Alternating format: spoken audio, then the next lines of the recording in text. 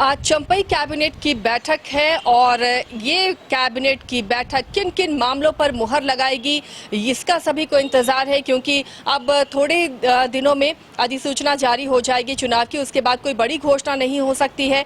तो ऐसे में कोशिश हो रही है राज्य सरकार की भी कि तमाम जो चीज़ें हैं जो पेंडिंग हैं उनके लिए कैबिनेट में उन्हें लाया जाए, उन प्रस्तावों पर मुहर लगाई जाए ताकि चुनाव से पहले तमाम चीज़ें साफ हो जाए और उसका लाभ भी मिल सके। ये तमाम पार्टियां और तमाम सरकार ये कोशिश करती है। तो आज के कैबिनेट में क्या कुछ खास रहेगा यहाँ के छात्रों के लिए, यहाँ के युवाओं के लिए और यहाँ के राज्य कर्मियों के लिए, क्योंकि पिछले दिनों ही आपने खबर देखी होगी कि केंद्रीय कैबिनेट ने राज्य कर्मियों का डीए बढ़ाया है, महंगाई भत्ता बढ़ाया है। तो क्या राज्य में भी राज्य कर्मियों को इसका तोहफा मिलने जा रहा है? हम जानेंगे क्या क्या वो महत्वपूर्ण फैसले आज कैबिनेट में लिए जा सकते हैं। हमारे साथ वरिष्ठ सहयोगी राकेश रंजन जुड़े हुए।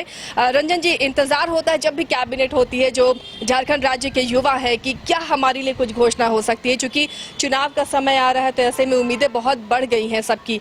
तो क्या राज्य कर्मियों को तोहफा मिल सकता है इस कैबिनेट में? राज्य के युवाओं के लिए क्या हो सकता है?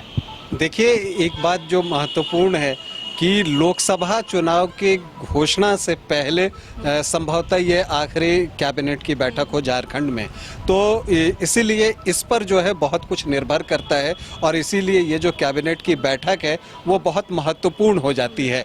अगर आप इसको देखें कि इस कैबिनेट की बैठक में क्या हो सकता है, तो एक बात जो निकल कर सामने आती है, जैसा आपने कहा कि केंद्रीय कर्मियों का डीए जो है महंगाई भत्ता वो बढ़ा है 4%। तो ये मानकर चलिए ये एक परंपरा रही है कि जब केंद्रीय कर्मचारियों का डीए बढ़ता है तो उसके बाद जो है वो राज्य कर्मियों का भी बढ़ता है। तो एक तो राज्य कर्मी के लिए ये खुशखबरी आप मानकर चलिए कि आने वाली है, और ख़ास करके कि अब ये चुनाव के पहले की कैबिनेट बैठक है, चुनाव घोषणा के पहले की आखिरी कैबिनेट बैठक है, तो ये मानकर ही चलिए कि ये आनी है, क्योंकि इसके बाद जैसा आपने बताया कि कोई बहुत बड़ी घोषणाएँ हो नहीं सकती एक बार आचार संहिता जब लागू हो जाता है। तो इसीलिए चूंकि इसके बाद कोई बड़ी घोषणा नहीं हो सकती, इसीलिए ये कैबिनेट इतना इम्पॉर्टेंट हो जाता है, क्योंकि यहाँ पर अगर सरकार जनता तक कोई संदेश पहुँचाना चाहती है चुनाव से पहले, ताकि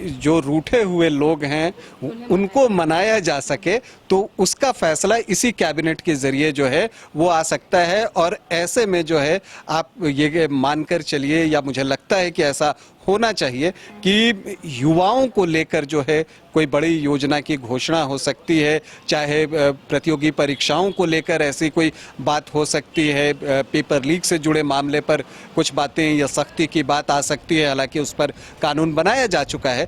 तो ये सारी चीज़ें हैं जिस पर युवाओं की नज़र भी जो है वो लगी हुई है, क्योंकि देखिए जब चुनाव का वक्त आता है तो सबसे पहली जो कोशिश होती है कि जो नाराज़ वर्ग है उसको मनाया जाए। और पिछले 1-2 सालों में हमने देखा है कि स्टूडेंट्स जो हैं और ख़ास करके प्रतियोगी परीक्षाओं के अभ्यर्थी जो हैं वो आयोग के जो क्रियाकलाप हैं उनसे संतुष्ट नहीं हैं। जिस तरह से परीक्षाएं ली गई हैं या परिणाम आया है, उस तरह से कोई भी चीज़ जो है आपको निकलकर सामने नहीं आई है। तो यहाँ पर एक संदेश देने का प्रयास किया जा सकता है चंपई की सरकार के द्वारा इस कैबिनेट के माध्यम से कि देखिए हम युवाओं के साथ हैं, हम जो है आपके सुख दुख के साथी हैं और हम चाहते हैं कि आपका भविष्य जो है वो उज्जवल हो। अब खास करके तब जबकि महागठबंधन की ही हम बात कर लें तो राहुल गांधी ने एक बात निकाली है कि वो ज़्यादा से ज़्यादा रोज़गार के अवसर जो है वो पैदा करना चाहते हैं। 30 लाख रोज़गार की बात की है,